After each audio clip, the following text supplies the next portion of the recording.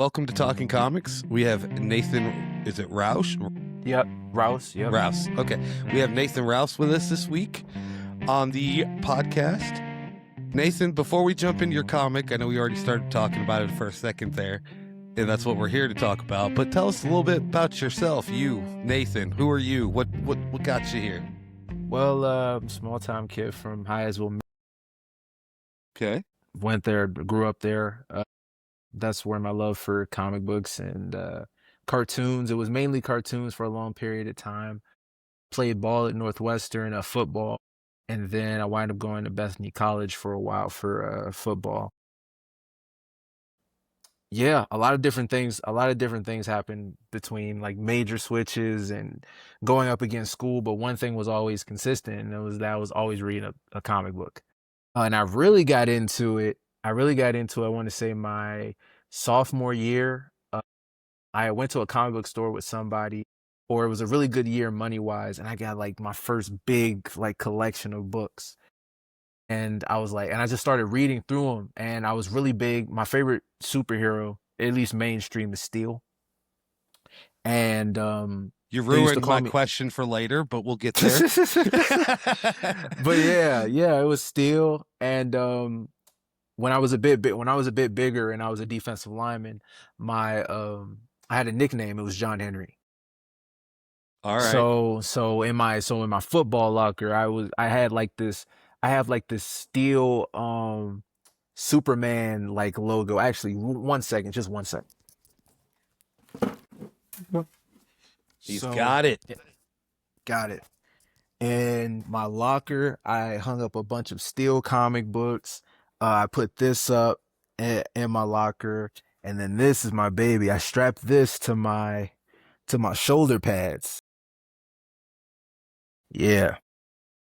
No way. As a when I was playing football in college, I had like these really good well-fitted shoulder pads, and I zip tied this to my shoulder pads Under your every jersey.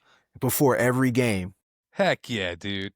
Before every game. And they Only called me added, Steel. 2 pounds, Yeah, some Yeah. light. But yeah, they called me Steel, and they called me John Henry. And I came up with Mr. Unchained Unlimited a bit later, but yeah, I've always loved comic books. It was something about it being one of the most neutral teachers of morality and, right and wrong. It was about that wasn't like, not that I'm against religion or anything, but that wasn't overly religious, but it was something that always taught how to do something, how to approach people, how to treat, your neighbor. And it was always something that was special to me. And I kept it near and dear to my heart in my college years. But yeah, that's a little bit about me. That's awesome. So this isn't a sports podcast, but you can tell me a little bit more. What was it like playing college ball? Man, there was a lot of ups and downs. There was some heartaches. I'm not gonna lie, I wasn't playing for the best team, so we didn't really win much.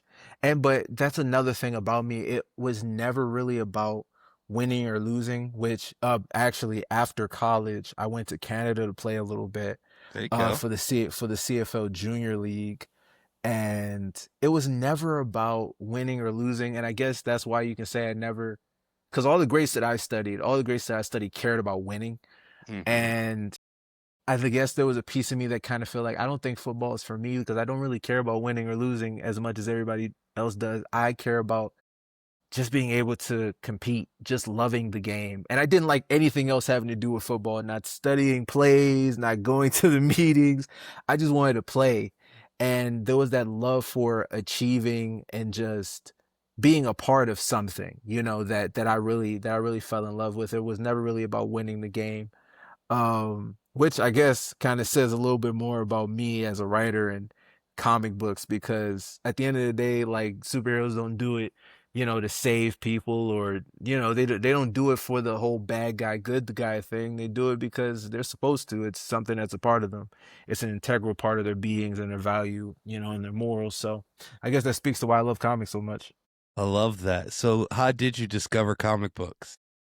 Man, let's see. My first comic book I ever read. Oh, geez, here we go. You're ruining my next question. Come on now, hold those till the end. God. The first comic book I ever read was it was in middle school. It was in middle school. My friend Brian had brought like this big, it was like this big Black Panther book. And at that point in time, I've only seen Black Panther and one other thing. It was like an animated series that they made way back when. And that was like kind of a motion comic. And then other than that, I was like, I didn't really know much about comic books. He had gave me the graphic novel. I read it and I was like, yo, this guy's dope. Like I did, and mostly, I'm not even gonna lie to you, I didn't really read it. I'm just looking through the panels. I'm like, oh my gosh, he's jumping from walls and what's going on? Who is this guy? And I was big into movies really young. I always watched movies with my dad. I loved the Spider-Man movies that came out. Sam Raimi's Dark Man. I watched and I loved that one. And I was always into like the intricacies of being both hero and a regular person. I was always into that. And then when I found out about comics after middle school, I'm not gonna lie, the love for it simmered. I didn't have the money at the time to buy a lot, but when I went to college and I had the money and I can actually start buying comic books, I would sit in my room for hours and read them. So you made money going to college? No, And no. like, how'd that work? Uh, no, not really. I mean, definitely not anything NIL related because I went to a small D3. Gotcha. Yeah, I went to a small D3. We weren't doing much of that. Then I wish though. That would have Right? been lovely. Yeah. Well, cool. So you got into comic books, you discovered them, you fell in love with them. What made you want to write your own? Oh man, that's a great one. So it was. I mean, wanna I'm say... a professional at podcast. No, I'm just kidding. Oh, that's great. But no, it was junior year. The summer of my junior year, I stayed on campus to train for my senior year football.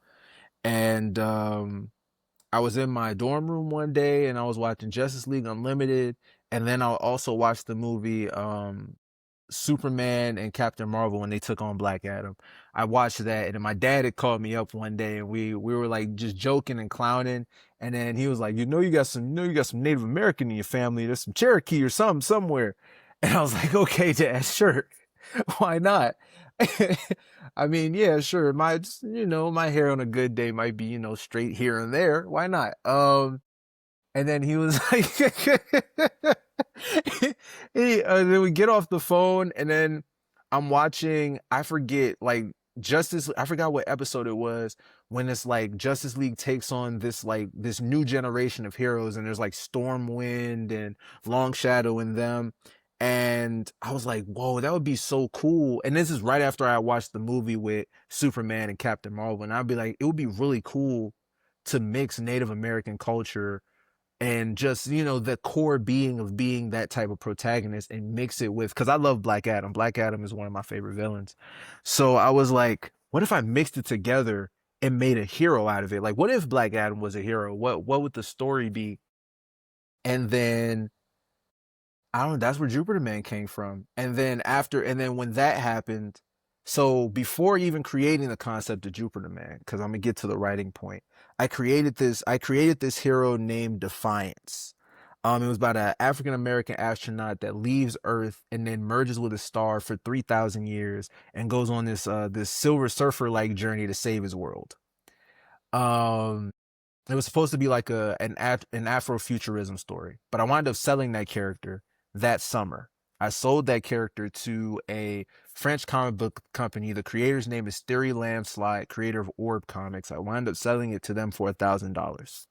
Now, this is why you have to read the contract, because when I sold the character, I sold every last right that I ever had to that character, and I can never use that character again. That character will not exist anywhere, because the minute I sold the character, every last detail of that character was changed.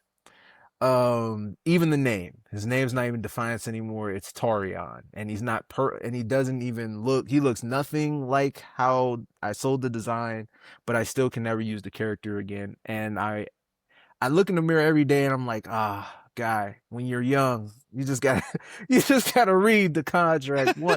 a couple of times, but Right. at the end of the day, if I could do it again, I would, because I needed the money, and it was $1,000 for like a character design that I spent like $50 on. So hey That's man, pretty good ROI. sometimes you just gotta take the win. Yep. But okay, then again, so right after doing that, I created Jupiter Man, because I was like, maybe I can do this. I could start creating superheroes and selling the ideas. So I try to sell Jupiter Man, and while I'm shopping them around on Facebook, this dude hits me up. He's like, hey, instead of selling your character to me, why don't you let me help you create a comic book? And I was like, no, I don't really know. $1,000 kind of sound good. You know, if you got that, you can create the comic book. And then so we're working together for a while. And then after a while, I start to understand he's really trying to finesse and create a book without paying me. Like he doesn't really care about, so he winds up, so I wind up, cause I do have a background in writing. I've been writing since I was little. I've written poems and short stories, and I've just never written comic book scripts before. And I hadn't either until about 4 months ago. So, so, right. So as we're writing it, he took like 10% or 5% of a 10-page manuscript that I wrote, and then create this like short 6-issue arc, and then start injecting his characters everywhere. And slowly, I didn't know what I wanted the Idolverse to be. So I just started playing around and started making different characters. And I was like, wait, I could have like my own comic book universe. But he wasn't trying to hear none of that. He just wanted Jupiter Man, and he wanted to. So after a while, after rereading the contract and seeing that I really had there was no need to continue moving forward with him, I said, listen, I'm just going to go at it alone and make this comic book myself. And, because at this point, the book is almost done. So I was like, I'm just going to go and continue making the issues myself and write it, and because I don't really like where this is going. And yeah, we wound up parting ways. So after that, what was his role in it? Was he writing, or was he? I wrote it. You wrote it. I wrote the manuscript. He gave it to a writer, to take the manuscript and turn it into an actual script. And then he went and edited it. But what I figured out is he didn't pay the writer.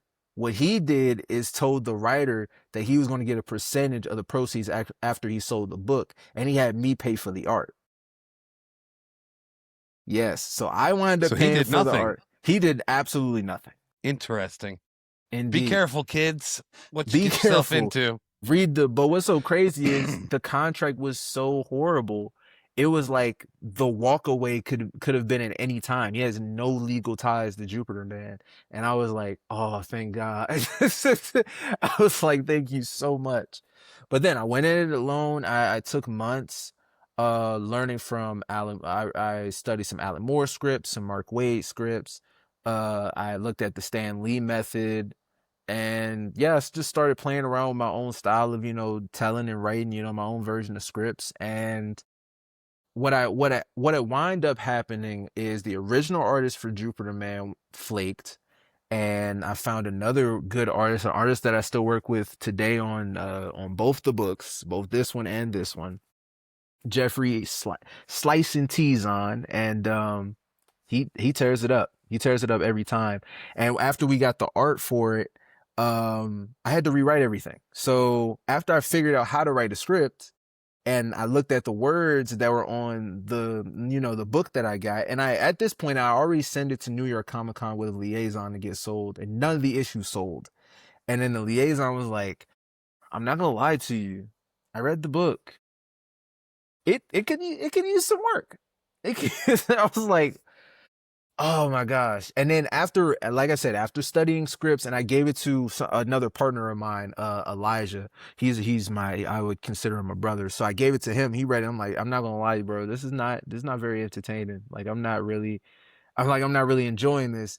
And then after, like I said, I read the script, then I went back into the book and read it myself, and I was like, this is not entertaining. What was the writer doing? I gave you 10 pages of manuscript to work with, and this is what you come out with. It was like every panel explained No, every caption explained what was happening in the panel. There was 1 to 2 bubbles of dialogue with like maybe 1 word or 2 lines, and this is happening every page. And I'm like, this is not like, why? How do you do this? So I went back, I rewrote the whole book myself. I sent it to the artist. He was more than willing enough to go back and change all the lettering, because the artist I work with does everything. Okay. Yep. He does the pencil and inks, the colors and letters, everything for me. And I didn't even like make a full script the very first time I wrote. I literally went back through every page and I just rewrote all the lines for every panel. Okay. And then just sent it to off him. the artwork that was already there. So off the artwork that was already. No, didn't have to change the artwork. That's pretty. Didn't have to change the artwork. Pretty that's neat. what I kind of learned. Yeah, that's what I kind of learned from the Stan Lee method. That's what it taught me, is because what he would do is just do paragraphs, and then the artist would go in and then draw. Yeah. Yeah, Okay. based off of the summary that he had page to page. And I was like, if he can do that, I got to do it in reverse. I gotta go in, whatever he's saying, I gotta think as he would think. What is he going through at the time? And then I'm just rewriting the dialogue and placing it all the way throughout the book. And I wouldn't do it again, but I think it saved the first episode. Okay, so how do you think it turned out? Oh, what's the feedback you're getting on the revamped book one? Great feedback. I really haven't gotten. I've gotten one piece of negative feedback, but contrary to all the positive things that I've received, that's like one piece to. You're gonna get negative, but it's very humbling too, right? Like, yeah, of course. For you to go through that first experience of, hey, there's nothing here. This is not good. This is, I'm waiting for that shoe to fall on mine, right? I'm sitting here waiting for somebody to tell me it's crap. They haven't done it. I think they're just being nice to me, but because I let them on the podcast, I don't know. But I've sent it to a few people, because one of the, and I'm trying not to hijack this. One of the cool parts about my story, and that's the cover. That's my cover that I did right there. But part of my story is set inside a comic shop. Right. So I asked a lot of people that I've interviewed, such as like yourself, others, to a certain point, like, hey, I've got to have books on the shelf in the comic shop, right? In the panels of the comic shop. Right. So I ended up asking them to use theirs, right? So like Stephanie Phillips, who wrote Grimm and Harley Quinn and, all that, she let me use Grimm as a book on the shelf in my comic shop, and, so there's 30, 15, I don't remember exactly what the final count was. There's say 20 people that let me use their book on the shelves. And so I've been sending it to them, the PDF, to them as a thank you. And I'm going to give them a physical copy when I get it printed in a couple weeks. Right. But the feedback I've gotten has been really good so far. So I'm like, okay, they're either being nice, or the ones that haven't responded think it sucks and don't want to tell me. So I don't know. No, that's real. It's just imposter syndrome is all it is, right? Is thinking it's going to be bad, but I'm getting good feedback, which is great. But you being able to take that feedback and make a change and make it better. And like, that's like, I've never heard of somebody like, oh, here's all the artwork, I'm just going to redo all the words. Right. And that actually has become a new part of my method. Like, I want to send out. So what I'm doing now with all the artists that I work with is I'm sending out, and I hear a lot of other writers do this too, but I send out the scripts. They do the pencil and ink, send it back to me. That gives me before I send it off to my, for somebody to, color it and letter it, I have the process of now looking at the art. And maybe if I want to go back to the script and do my edits, do that, then send it off to the, the people to finish it. So I'm doing that more now. And I'm doing that with the third book. Like I'm getting most of the pencil and inks done for it. And I'm about to go through the script now, do all of my dialogue editing, then send it off to get it colored and lettered. So I think honestly that might work a bit better, because now it's a seamless process of everything fitting. Right. That was the relationship my artist and I had. I hired an artist, Mike Elchier from Dork Art Studios. Go follow him on Instagram. He's pretty cool. But I wrote the script, and I don't think I did a great job on the script. I mean, the main storyline was there, but the dialogue wasn't really there. And he did a great job when he lettered. He would add some dialogue here and there to make it work. Right. And he'd send me every page when he's done, and I'm like, okay, you're just like, I ended up giving him co-writing, credit, just Right. because Right. Right. he filled it in, and he filled in my idea, right, Right. and my outline, I guess you'd say, and made it a story with Right. dialogue. And so now I've got this notebook under my paper here that has my second script that I'm working on for my second issue. Right. And I'm trying to be a little bit more deliberate on dialogue, which is, we all learn.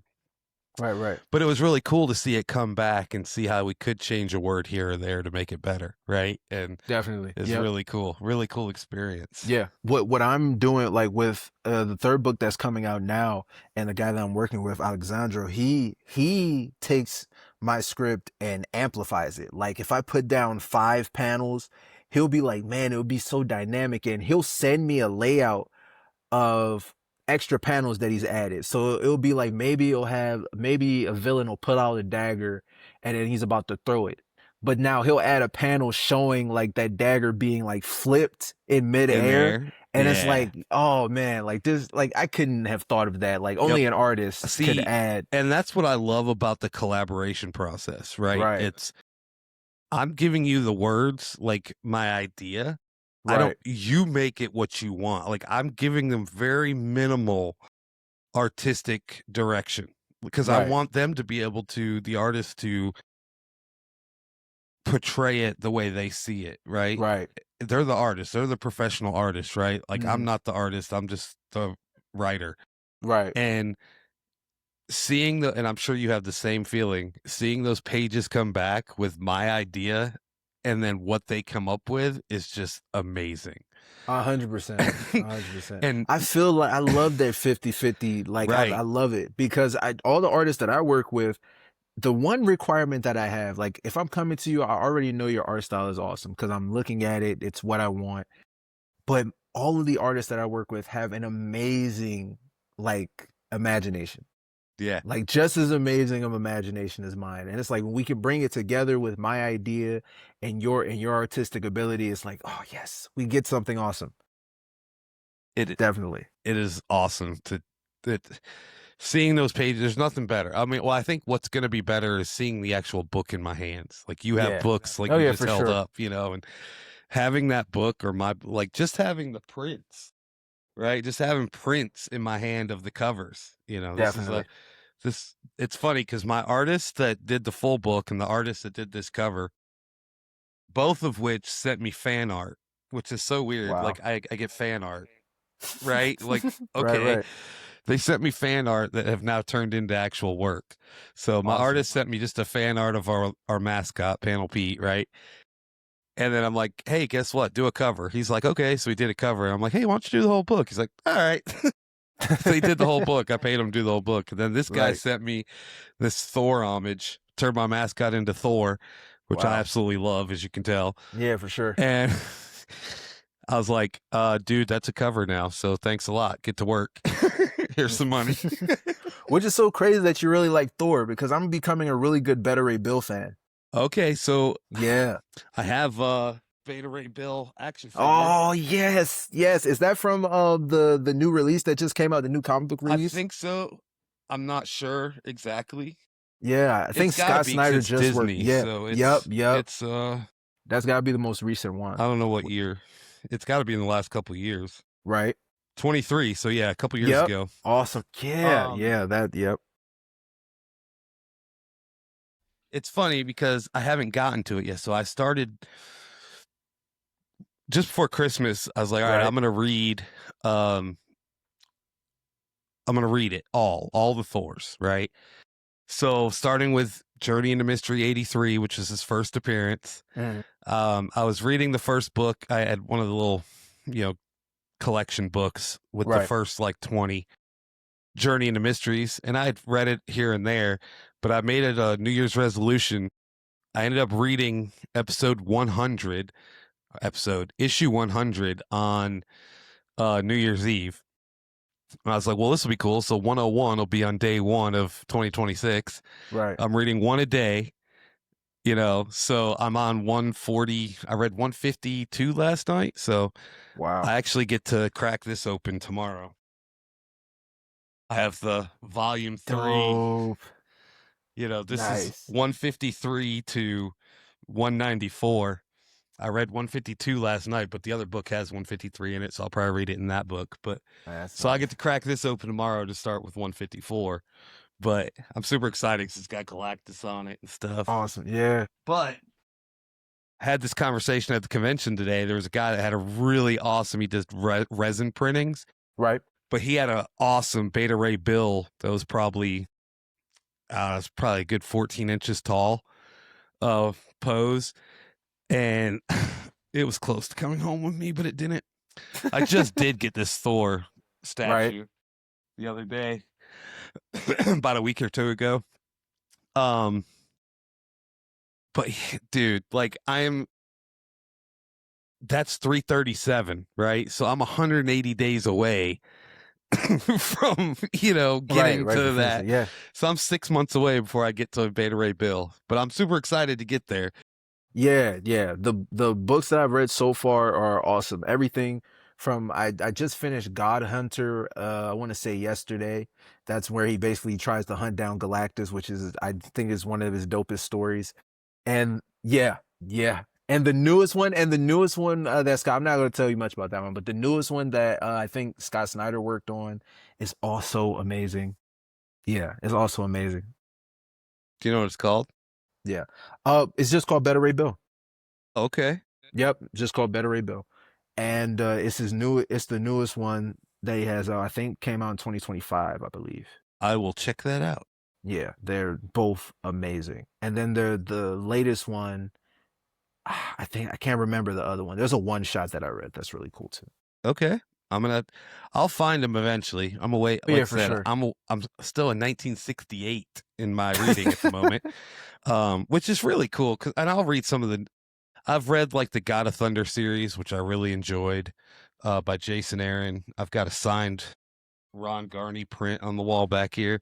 And I'm reading the current, the Mortal Thor, which is the current Right. series. I have most of the Immortal Thor, which is the 25 issues right before the Mortal starts. I'm trying to get that in and finish and read it. I've got like the first 15 issues. Mhm. So I'm going to read those as well. So I'm kind of up to date.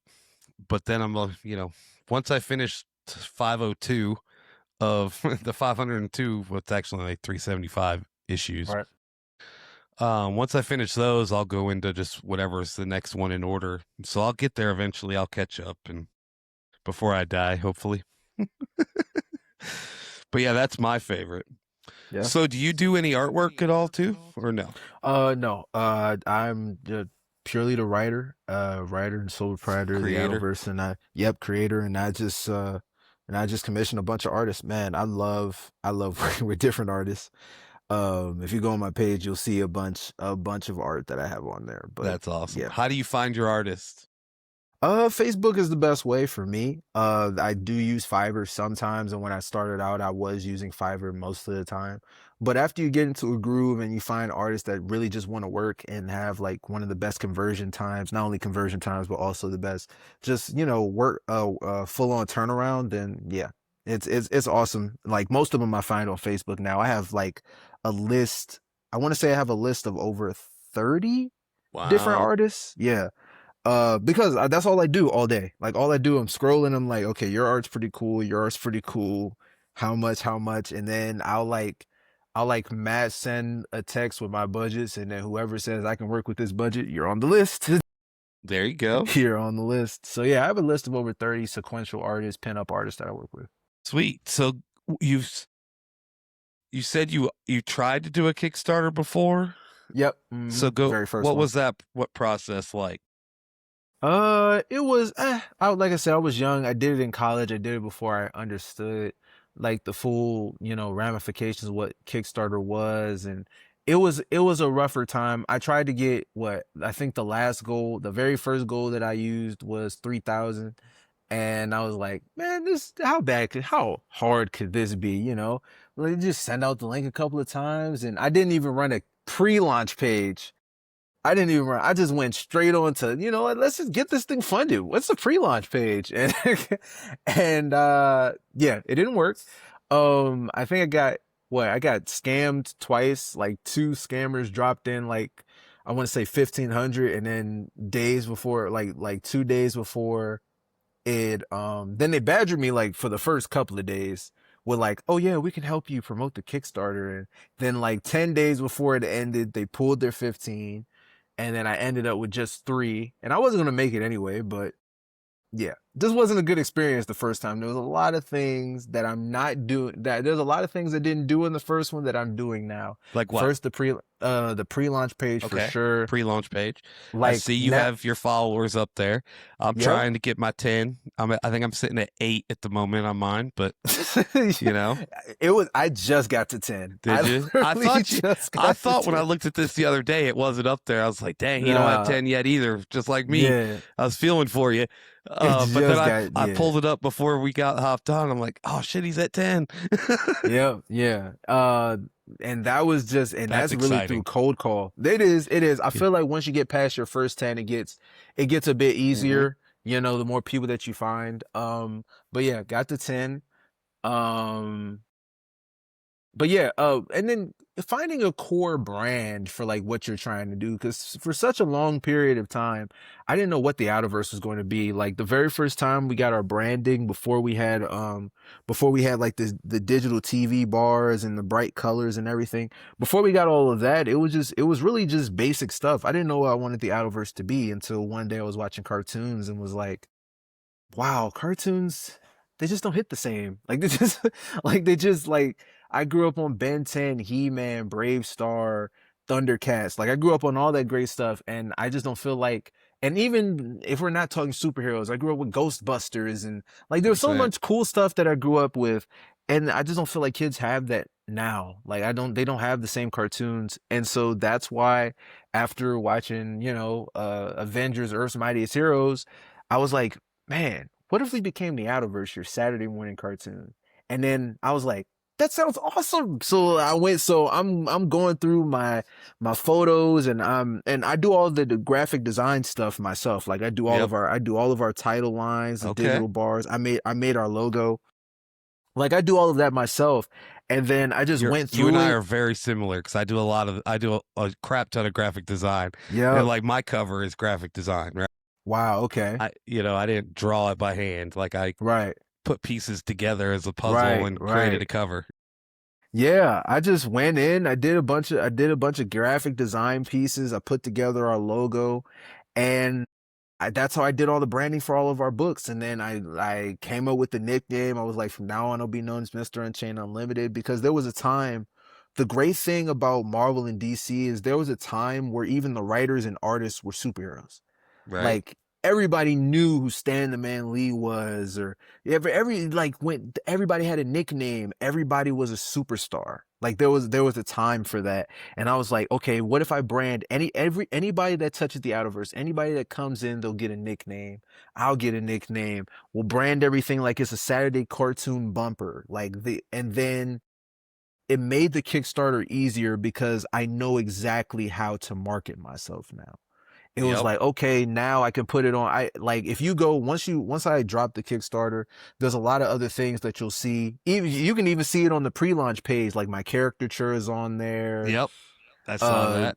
Yeah, like the Jupiter Man title line is glitching, you know, all these other. So how'd you make the little the green background water droplet video? Oh wow. So I learned that from my mentor Vince. That's who I got it from. He just made like a bunch of GIFs, right? Oh, okay. So yeah, you go into CapCuts, you make like a bunch of like 0.3 second videos that happen in a loop, and then you can like place those in the Kickstarter like title lines for like the words.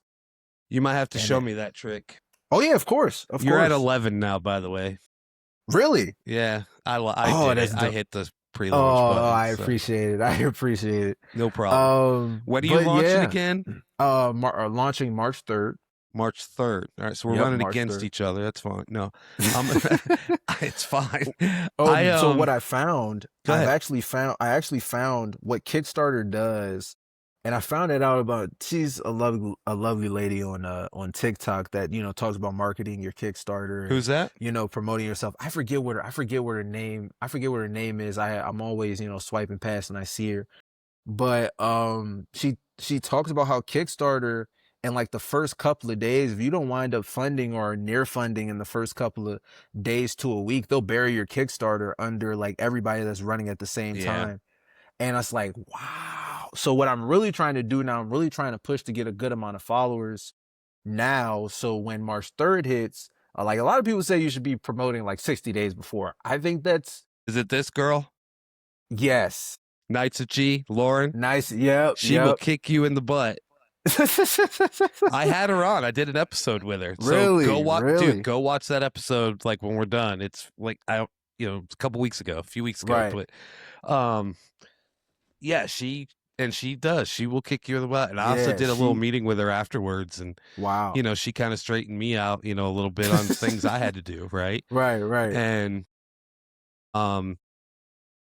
but yeah, she does. She'll tell you got to get that following, you know. And I'm trying. My goal was to hopefully hit 15, but I don't know. I think because you and I are both doing a $500 goal, so it's not much. I don't know what your tiers are going to be, but like mine are going to be. I'm selling mine for $7. Wow. And I'm going to do, but I have like 6 covers too, though. Okay. So I'm going to do like a collector's bundle for, I think the like retail of it's like 55.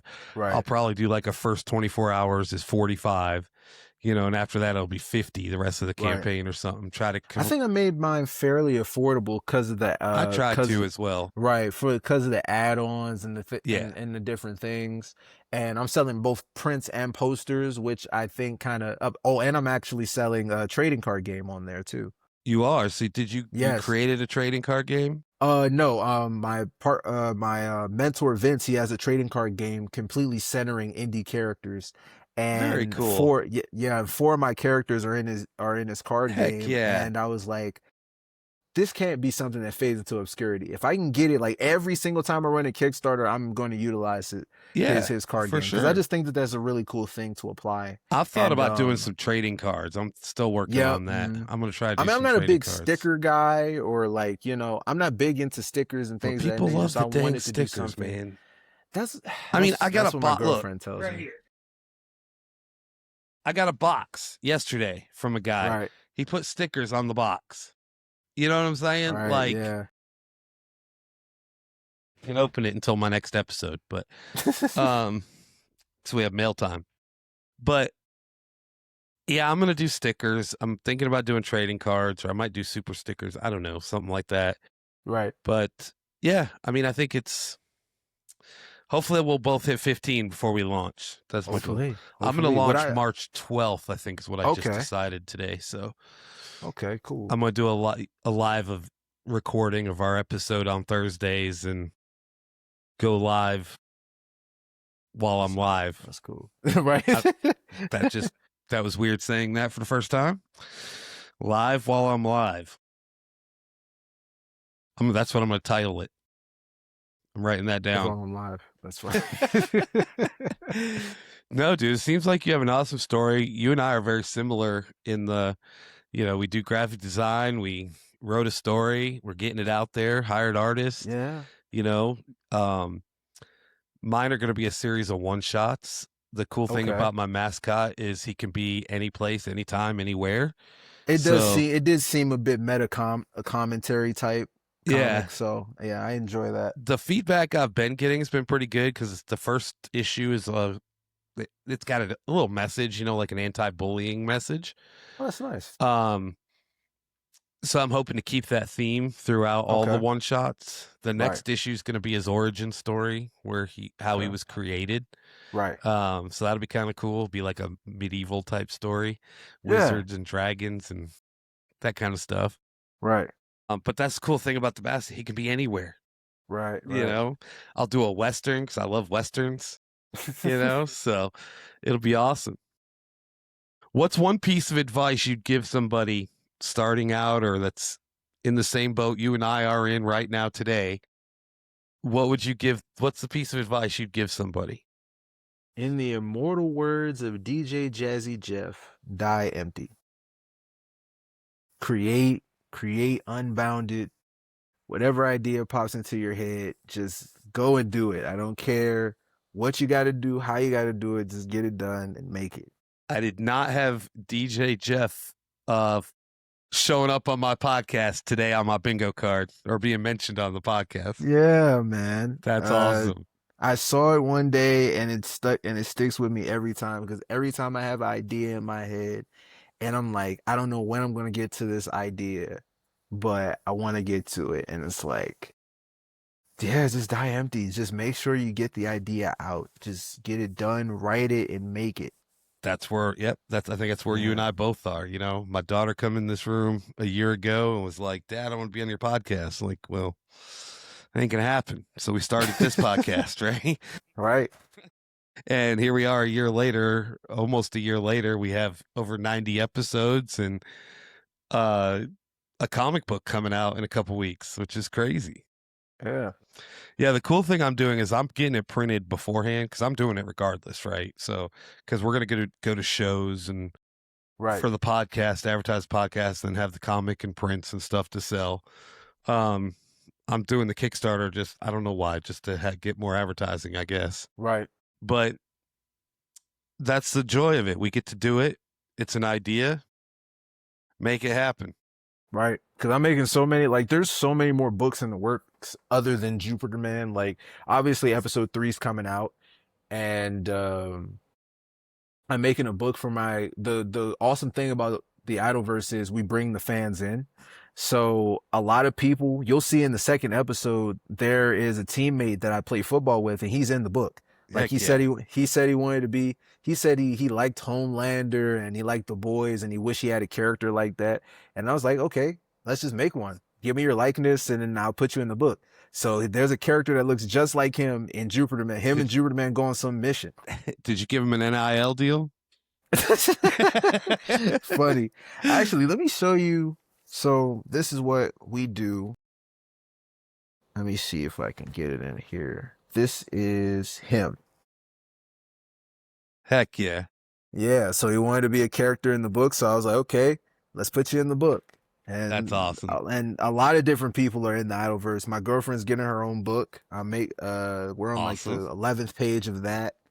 And yeah, it's a great thing. I thought it would be great when I was growing up if Marvel and DC had came up with a way to bring the fans in. They had something back in the day called Dial H for Hero, where like you could create your own superhero ID and send it in, and then they would put it in the book, you know, one of the issues and whatnot. And I was like, it would be so cool if fans could be like, what other way, without like a long span of longevity between characters, would a fan actually invest in a superhero? By being the superhero. So I was like, yeah, let me see if I can figure out how to make fans superheroes in our universe and like grow it in like an episodic way. And I feel the way that we're doing it now works. Do we have a lot of people signing up to be superheroes and villains and bystanders? Not yet, but it'll come. But I think this is going to be something cool. That's why we do these podcasts, man. We got to spread the word. Spread the word. Yeah.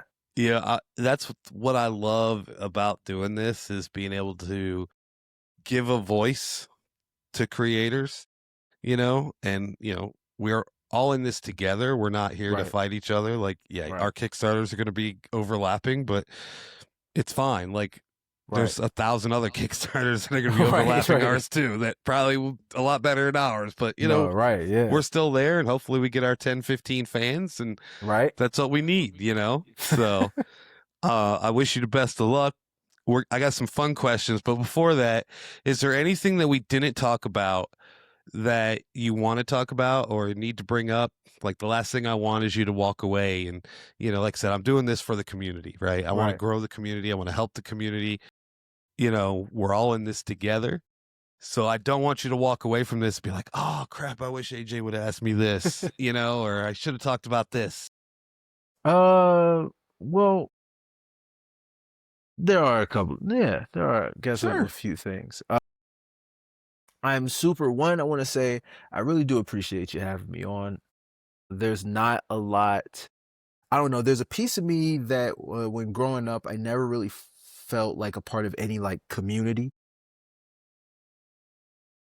Like I have the what you would call the dramatic heroic story, the bullying and the getting picked on and growing through, rough times and all this other stuff. And I don't know, being a hero has always been something that I felt would be amazing to one day discover powers. And I feel like being a writer is like the one superpower that we all have as being a writer is being able to create a world.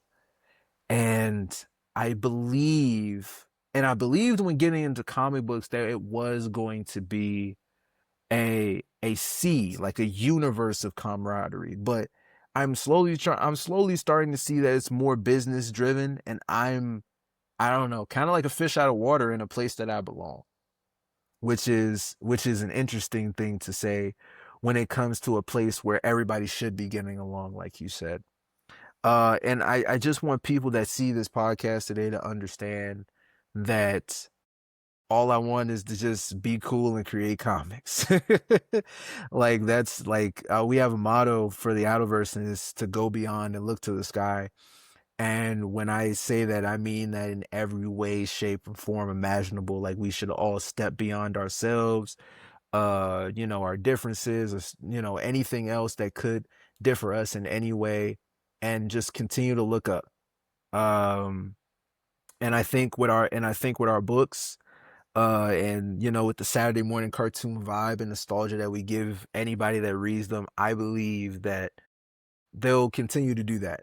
I believe we can teach kids to continue to do that through the stories and discover themselves a little bit. Jupiter Man, that's what his story is about. It's about a man that gets tricked by the government to be a superhero. And there's so many different things that you find out about him in these books. And the journey that he goes on, self-discovery, spirituality, awakening, all of the stories that he goes on, it's literally him learning not only how to be a man, but he's learning about himself. And we all think that we know ourselves, and it takes a very long time to find out who you really are. Right. And I think Jupiter Man is a story that a lot of people are going to enjoy. But that's what I I want to agree. say. I think I'm sorry if you don't feel like like the community is as tight as you think or should be. Like I feel like I've had a really good experience so far. Very, very little negative anything in the community. I would lean on, and I'll send you some people to follow if you don't already after this Yeah, for that sure. That'd be really great. have like helped me and helped just grow the community in what I think is they're truly out there to help each other, Right. which is what I want to be. Like I want to be here. I don't care who you are, what your background is. Like I've interviewed, you know, nobodies. I've interviewed, bigger name people, Stephanie Right. Phillips, and I'm getting Stephanie Williams on here in a couple weeks, which is Wow. awesome. But we're all people. We all put our pants on one leg at a time, right? Like we're Right. the same. We're all here to help each other. Right. And that's like I want everybody to feel that. And that's why I'm really enjoying this podcast because it gives the smaller creator, and I'm small. There's like I don't have a million followers, Right. right? Right. Right. Right. But like just giving the voice to the community, right? And a safe space for people to come on, talk about their work and have fun, and people listen. That's great. If they don't, that's fine too. But we're gonna have fun and we're gonna help Right. each other. We're gonna support each other, you know? So I think we'll get there. So well, cool, man. Well, I've got a couple fun questions, which you've already Awesome. answered some of them, unfortunately, but um, we're gonna redo them, or you're gonna Okay. re-answer them, the ones For you already sure. slipped up on. So, who was your first favorite superhero or comic character? First favorite superhero definitely have to be Steel because I saw that Shaq movie, and a lot of people don't like it, but I was a fan. Hey, that is all right. Yeah. Shaq's awesome. He's another good one that's good for the community. Do you? I think you already answered this one too, but do you remember the first comic book you ever read? Yeah. Yep. That first. Yep. That first one. That Black Panther. Black Panther. Yeah, Black Panther was definitely the first. I actually just picked up yesterday or the other day before the 60th anniversary edition or something issue.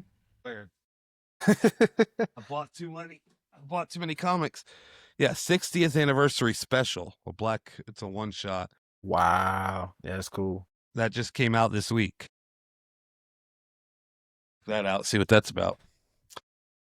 All right, here's a fun one. If you could live in any comic book universe, which one would you live in and why?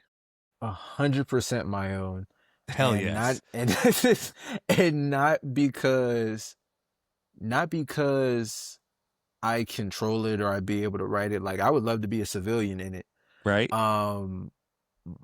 But because I understand how expansive it is and how anybody can become a part of the story at any moment in time. I love that. That's a great answer. I've been waiting for somebody to actually, I think you're the first person that's actually picked their own universe Really? without being Okay. pushed into it. Because a lot of times I'll be like, what would you live in? And I'll be like, you can pick your own if you want. Right. And, trying to egg them on to pick their own because Right. they created it, right? All right. But you're the exactly. first one that's like, oh, I'm 100% mine. Oh, Heck yeah, yeah, dude. 100%, Good job. yeah. That means you're creating the right world. If you could have any superpower, what would you choose? Every time somebody asks me this, it's omnipotence. Okay. Yeah, it Expand. would definitely be omnipotence. I don't know, the ability to just, because I feel like that covers all your bases. Okay. If you say strength, then you can't just say strength without having durability. You can't say speed without having durability. Like you can't say fly without, like you have to have, if you have one physical attribute, you have to have an attribute to compensate for it. And I guess that's just my writer brain talking, but still, that's the way I'm thinking about it. But if I say omnipotence, that means I'm all powerful. There you go. So I love it. I gotta go all powerful. All right. Who would you pick? And you can pick any character you want. Who would you pick as your sidekick? Sidekick. It's definitely gotta be, which is, wow, this is actually a really good segue. So I made my own version of Hancock, from the 2008 movie, and I'm writing a book where he leads a superhero team called One for All, and I'm writing that book, and I'm actually getting that book made right now. I'm on like page 24. Awesome. No, 21 of it. And if I had to choose a sidekick, it'd be John Hancock. John He'd be my Hancock. sidekick. I love that. Yeah. All right. Here's the last one, the fun one. If your life were a comic book, what would the title be? If my life were Idol, IDOL. Yeah, IDOL. Okay. Which is crazy because I'm also writing a book where I journey through my own universe. Ooh. Kind of like, I don't know, have you ever read Astro City by Kurt Busiek? I've seen it. I haven't read it. Amazing book by an amazing writer, and it's basically his love letter to heroism in the golden and silver age and modern. And it tells a lot of interesting stories. It tells a lot of interesting stories about what civilians go through in reaction to heroism and all these other things. I wanted to write a story just like that. And it's basically me leaving home, going on this wayward journey. And then I'm trying to help revitalize this old newspaper. And then each mission or each story that I'm writing is me kind of coming into contact with a different hero. That's pretty cool. Yeah, so definitely Idol. Idol. Well, awesome, man. So where can people get your books now? Is it just going to come in the Kickstarter right now, or? You can pre-order them in Kickstarter. I would advise to pre-order them in Kickstarter just because you'll be not only getting like the first 2 books, but you're also going to be helping put money towards the 3rd book, which is being pencil and ink now. There are some limited edition prints that you can get. Also some limited edition posters that you can get. So I would definitely say, and the card game, which is pretty awesome. So I think you should definitely go for the Kickstarter. But you can also go on Indie Planet, that's INDYplanet.com, and search up Jupiter Man if you just want to get the first and second episodes sent to you. Cool. All But right. So also there, I'm sorry, but really you're quick, there fine. are also variant covers on Kickstarter that you guys are definitely going to want to get that you're not going to be able to get on Indie Planet. So you I might want to go love for the those. variant covers. I'm gonna have 6 Yes. covers for my one book so far. Oh, that's dope. That's Maybe dope. I think I 7. got like My artist is 4. like, I got one more that I want to do. I'm like, we could save it to the next one. He's like, nah, we're gonna No, do it now. really. Yeah. Okay, whatever. I don't care. Right. We're 2 weeks away from printing, or a week and a half away from printing, and I'm seeing if we might hold it for the next one. But yeah, I've got 6 covers now for sure. My artist did one, I did one, my daughter did one, right? So she has her own cover, and then I'm doing a sketch cover, so that's 4, and then I got this cool fan art of Thor, so that became a cover, Right. right? Right. So that's 5, and then the artist, which I thought this was a really cool thing. When I was talking about doing the second issue with my current artist, I was like, do you want to do it? He was like, no. I'm like, no? What do you mean, no? And he's like, I got this idea. I'm like, what's that? He's like, I gave him his first professional gig, paid Right. professional gig, right? Like I paid him to do the artwork, which shocked Right. me because I thought, like, really? You've put out like 6 books on your own, but this was his first like paid gig outside Right. of his own universe, his own work. Mhm. And he's like, I want to pass that opportunity on to somebody that needs that same motivation or same Right. experience. So he passed me on to an artist that he knows, and I was like, well, if that's the case, I love that idea because it's, kind of moving the community right in Right. a Right. direction, or spreading the love, I guess you'd say. Right. I was like, well, if that's the case, have them talk to them about doing a variant cover for this issue as like a preview of the art for Right. coming for the next issue. So they did a Right. cover as well. So we got 6 covers at the moment, and Nice. I'm gonna do like a 1 in 10, a 1 in 20, and then an exclusive Nice. cover. So that'll be kind of cool. Like my daughter's will be the exclusive cover where you can only get if you buy like the bundle or whatever. So that'll be kind of cool. But I will put the links all below, in the descriptions and when we share stuff at to your Kickstarter. You're launching March 2nd. Third. March Yep. 3rd. This March 3rd. episode, I gotta look at my calendar. Let's see. So I got one. I think this will release on the 9th or 10th, on the 10th. So if you're listening to this, go back to Kickstarter right now. So go to his Kickstarter, back The Legacy of Jupiter Man, episode 1 and 2. So you're going to be able to get both issues in this Kickstarter? Yep. Both Perfect. Awesome, man. Well, thank you so much for joining. Thanks for hanging out with us. I think this was a great episode. Good luck on your Kickstarter, and I'm sure we'll cross paths at some point. Oh, yeah, definitely. I would love to come back on if you'll Yeah. have me for the 3rd, when we get the 3rd done. Of course, absolutely. So I'll send you I'll tell you how to do that. That'll be perfect. Amazing. So Awesome. thanks so much for joining, man. I really appreciate it.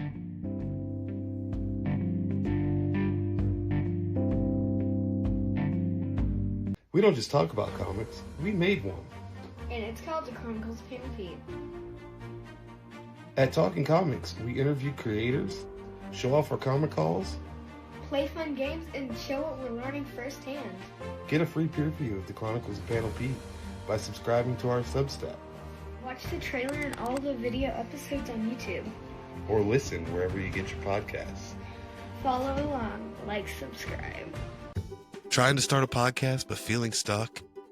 At Aquadio, we help creators make waves with everything you need to bring your voice to life. Hosting, recording, editing, and marketing. Whether you're starting from scratch or just need a little help polishing your sound, we're here to hydropower your creativity. Comment on this video or DM us today and let's dive in.